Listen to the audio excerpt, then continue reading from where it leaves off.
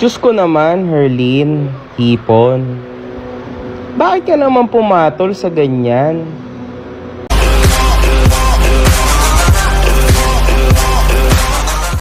Nitong mga nagdaang araw ay usap-usapan sa social media ang kapuso aktres at beauty queen na si Herlin Budol matapos kumalat at mag-leak online ang private conversation nila ni kapuso aktor Rob Gomez.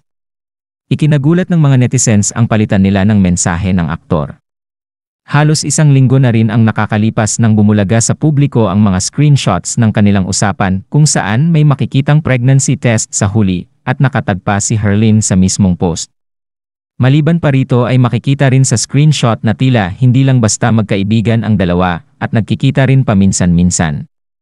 Isa rin sa nagpagulat sa mga netizens ang kainan ng dalawa kung saan mas gutom umano si Herlin. Base sa flow ng kanilang usapan ay tila may nangyayari sa pagitan nilang dalawa. May mababasa pa na sinabihan ni Rob si Herlin na huwag muna itong tatawag sa kanya dahil pupuntahan niya ang anak nito kay Sheila Rebortera na si Amelia.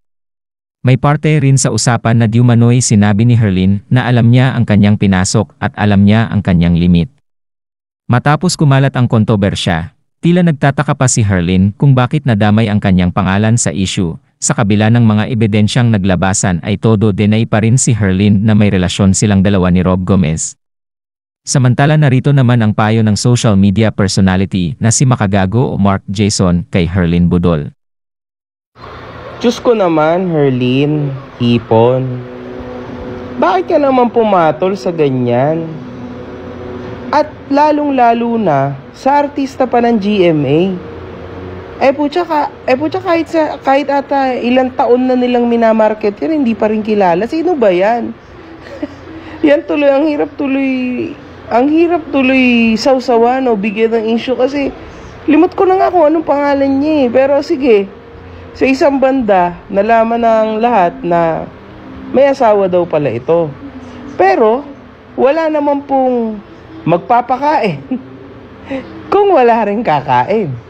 So, sa isang banda, maling-mali din yung feeling si Kat, pero mas mali din si Budol. Alam niya na pala na may asawa ito, o may partner, ba't niya pa rin ginawa? Diba? Oh my God, man. Simula nung binitawan ka ni Will, nagkaganyan ka na.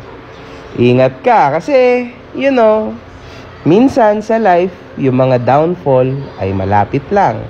Hindi mo ine-expect, maybe ikaw na yung next. Nakakainin ng tadhana.